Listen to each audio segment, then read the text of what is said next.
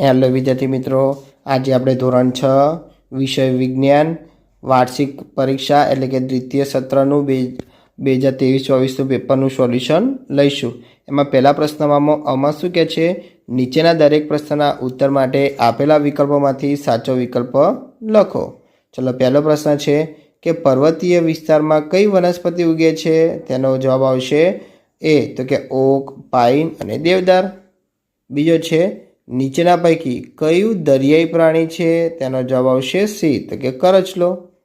ત્રીજો લઈશું કે કઈ વનસ્પતિના ફૂલો માત્ર રાતે જ ખીલે છે? તેનો જવાબ આવશે ડી, તો કે પોયણાના.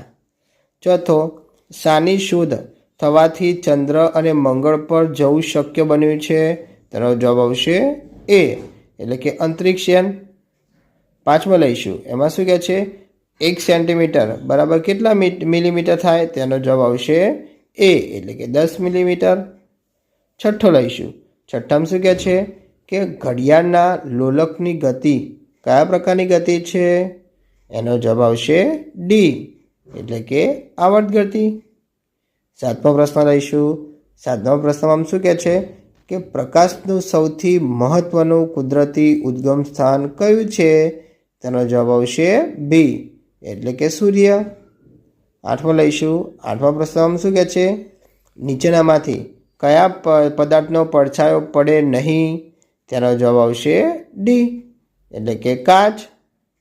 નવમો લઈશું. નવમા પ્રશ્નમાં શું કહે છે? વિદ્યુત અવાહક પદાર્થ કયો છે? તેનો જવાબ આવશે ડી, એટલે કે કાચ. દસમો લઈશું. દસમા પ્રશ્નમાં શું કહે છે કે ચુંબકની શોધ કયા દેશમાં થઈ હતી? તેનો જવાબ આવશે બી, એટલે કે ગ્રીસ.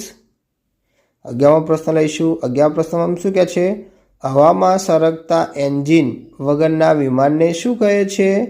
તેનો જવાબ આવશે બી, એટલે કે ગ્લાઇડર. 12મા પ્રશ્ન લઈશું. 12મા પ્રશ્નમાં શું કહે છે? વાતાવરણનો કયો વાયુ શ્વસન માટે જરૂરી છે? તેનો જવાબ આવશે સી, એટલે કે ઓક્સિજન. ચલો, બ લઈશું. બમાં શું કહે છે કે વ્યાખ્યા આપો. તો વિદ્યાર્થી મિત્રો, અહીંયા વ્યાખ્યા તમને આપેલ પ્રશ્ન આપેલો છે, તમારે જાતે વ્યાખ્યા લખી નાખવાની રહેશે. તો કઈ કઈ વ્યાખ્યા પૂછાયેલી છે? તો પહેલામાં આવશે અનુકૂલન, બીજી છે પારદર્શક પદાર્થ, ત્રીજી વિદ્યુત પરિપથ, ચોથી ચુંબકીય પદાર્થો અને પાંચમી પવન. આ પાંચે પાંચ વ્યાખ્યા લઈ તમારે પાકી કરી નાખવાની રહેશે. પરીક્ષામાં પૂછવાની સંભાવના રહેશે. ચલો, બીજો છે. બીજામાં શું કહે છે?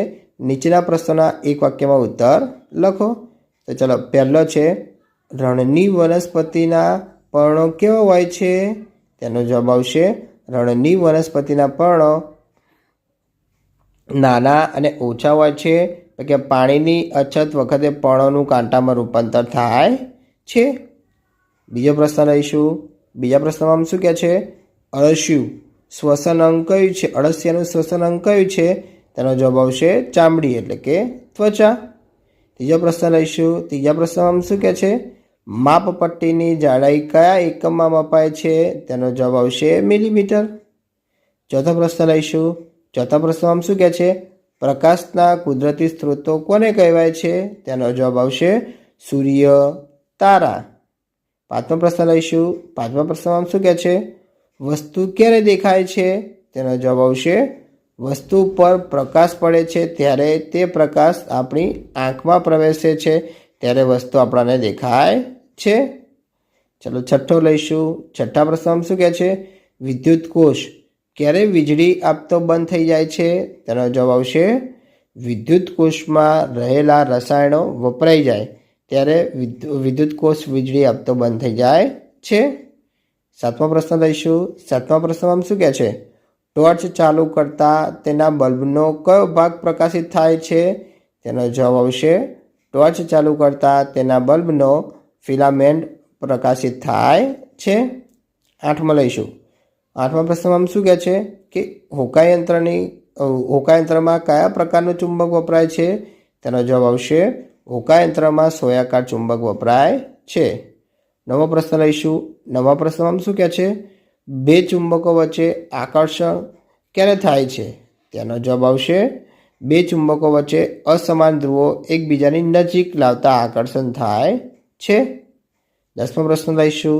10મા પ્રશ્નમાં શું કહે છે? કે ખાલી પેલાને ઊંધો પકડી પાણીમાં ડૂબાડી ત્રાંસો કરતાં શું થાય છે? તો કે ખાલી પેલાને ઊંધો પકડી પાણીમાં ડૂબાડી ત્રાંસો કરતાં હવા પરપોટા સ્વરૂપે બહાર નીકળે છે. બ લઈશું. બમાં શું કહે છે? તફાવતના બે મુદ્દા લખો. વિદ્યાર્થી મિત્રો, આ તફાવતના બે મુદ્દા તમારે જાતે લખવાના રહેશે. તો કયા તફાવતો પૂછાય છે? તો કે પહેલો છે સજીવ અને નિર્જીવ, બીજો શ્વસન અને પ્રકાશ સંશ્લેષણ, ત્રીજો વિદ્યુત સુવાહક પદાર્થો અને વિદ્યુત અવાહક પદાર્થો. ચલો ક લઈશું. એમાં શું કહે છે? નીચેનાના બે ઉદાહરણ આપો. ચલો પહેલું છે પર્વતીય વિસ્તારમાં રહેતા પ્રાણીઓ. તેનો જવાબ આવશે યાક અને બકરી. બીજો લઈશું. એમાં શું કહે છે? નિવાસ સ્થાનના અજૈવિક ઘટકો. તેમાં જવાબ આવશે જમીન, પાણી અને હવા. ચલો પ્રશ્ન ત્રીજાનો અ લઈશું. એમાં શું કહે છે? નીચેના પ્રયોગોનું આકૃતિ દોરી વર્ણન કરો. વિદ્યાર્થી મિત્રો, તમારે પરીક્ષામાં પ્રયોગ પૂછાશે તો પ્રયોગોનું તમારે આકૃતિ દોરીને અવલોકન, નિર્ણય પદ્ધતિ, અવલોકન, નિર્ણય ત્રણે લખવાનું રહેશે. તો પહેલો પ્રયોગ છે. તો પહેલા પ્રયોગમાં શું કહે છે? કે રણમાં ઉગતી વનસ્પતિ બાષ્પોત્સર્જન દ્વારા બહુ ઓછું પાણી ગુમાવે છે, તે દર્શાવું. બીજો છે બે ચુંબકના અસમાન ધ્રુવો વચ્ચે આકર્ષણ અને સમાન ધ્રુવો વચ્ચે અપાકર્ષણ થાય છે, તે દર્શાવતું સાબિત કરવું. ત્રીજો છે પાણીમાં હવા દ્રાવ્ય સ્વરૂપમાં હોય છે, તે દર્શાવવું. ચલો બ લઈશું. એમાં શું કહે છે? વૈજ્ઞાનિક કારણો આપી સમજાવો. તેમાં પહેલો છે ઊંટ રણનું વાહન કહેવાય છે. તો વિદ્યાર્થી મિત્રો, વૈજ્ઞાનિક કારણો પણ તમારે જાતે લખવાના રહેશે. વૈજ્ઞાનિક કારણો કયા પૂછાયેલા છે? તો કે પહેલું છે કે ઊંટ રણનું વાહન કહેવાય છે. બીજો, અંધારા ઓરડાની વસ્તુ આપણે જોઈ શકતા નથી. ત્રીજો, ઇલેક્ટ્રિશિયન સ્વિચનું સમારકામ કરતી વખતે રબરના મોજા પહેરે છે. ચોથું, ઊંચા પર્વતો પર જતા પર્વતારોહકો પોતાની સાથે ઓક્સિજનના સિલિન્ડર લઈ જાય છે. પ્રશ્ન ચોથાનો અ લઈશું. એમાં શું કહે છે?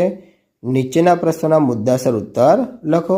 એટલે કે તમારા આ પ્રશ્ન ગમે તે બે એટલે કે મુદ્દાસર ઉત્તર લખવાના રહેશે. એટલે કે મોટા વાક્ય એટલે કે 5 થી 8 લીટીઓમાં તમારે લખવાનું રહેશે જવાબ. તો એમાં પહેલા પ્રશ્નમાં શું કહે છે? કે રણ પ્રદેશમાં ઉગતી વનસ્પતિઓના અનુકૂલનો જણાવો. બીજો છે ગતિના પ્રકાર ઉદાહરણ આપી સમજાવો. ત્રીજો છે વિદ્યુત કોષની આકૃતિ દોરી તેના ભાગ દર્શાવો, તેના વિશે ટૂંકમાં સમજાવો. ચલો બ લઈશું. બમાં પણ છે કે નીચેના પ્રશ્નોના ટૂંકમાં ઉત્તર લખો. આમાં પહેલો છે વનસ્પતિ ઉત્તેજનાને પ્રતિચાર આપે છે, તે દર્શાવતા બે ઉદાહરણ આપો. બીજો છે નિવાસ સ્થાનના પ્રકાર જણાવો. ત્રીજો, આગગાડી નિર્જીવ છે કે સજીવ, આમ કહેવા માટે તમારા કારણો આપો. ચોથો છે લંબાઈના એકમો કયા છે, તેમની વચ્ચેનો સંબંધ જણાવો. પાંચમો, પડછાયો સાથી રચાય છે, તે આપણે કહેવાનું રહેશે. ચલો પ્રશ્ન 5નો અ લઈશું. એમાં શું કહે છે? નીચેના પ્રશ્નોના ટૂંકમાં ઉત્તર આપો. ગમે તે 4 એટલે કે 8 માર્ક્સનો છે, એટલે કે એક પ્રશ્ન 2 માર્ક્સનો રહેશે. તો વિદ્યાર્થી મિત્રો, આ પણ તમારે પાકું કરી નાખવાનું રહેશે. ચલો પહેલામાં કયા પ્રશ્ન છે? તો પહેલો પ્રશ્ન છે કે ટોર્ચમાં વિદ્યુત પરિપથ પૂર્ણ કેવી રીતે થાય છે? બીજો, વિદ્યુત પરિપથ સાથે કામ કરતી વખતે કઈ કાળજી રાખશો? ત્રીજો, ચુંબકનું ચુંબકત્વ કઈ રીતે નાશ પામે છે? ચોથો, હોકાયંત્રનો સિદ્ધાંત જણાવી તેનો ઉપયોગ લખો. 5, શા માટે રૂનું પૂમડું પાણીમાં સંકોચાય છે? હવે બ લઈશું. એમાં શું કહે છે? નીચેનાનું વિદ્યુત સુવાહક પદાર્થો અને વિદ્યુત અવાહક પદાર્થોમાં વર્ગીકરણ કરો. તો વિદ્યાર્થી મિત્રો, તમારે વિદ્યુત સુવાહક પદાર્થો અલગ અલગ કરવાના રહેશે, વિદ્યુત અવાહક પદાર્થોના અલગ અલગ કરવાના રહેશે. તો સૌથી પહેલાં આપણે વિદ્યુત સુવાહક, તો મેં એસ લખેલો છે એ બધા વિદ્યુત સુવાહક છે અને એ લખેલો છે શું છે? વિદ્યુત અવાહક છે. ચલો વિદ્યુત સુવાહકોમાં કયા આવશે? તો કે ગ્રેફાઇટ, એલ્યુમિનિયમ, તાંબુ અને ચાવી. હવે વિદ્યુત અવાહક પદાર્થોમાં કયા આવશે? તો કે ચામડું, એબોનાઇટ, પ્લાસ્ટિક, રબર. એ બધા વિદ્યુત અવાહકમાં આવશે. ચલો ક લઈશું. કમાં શું કહે છે?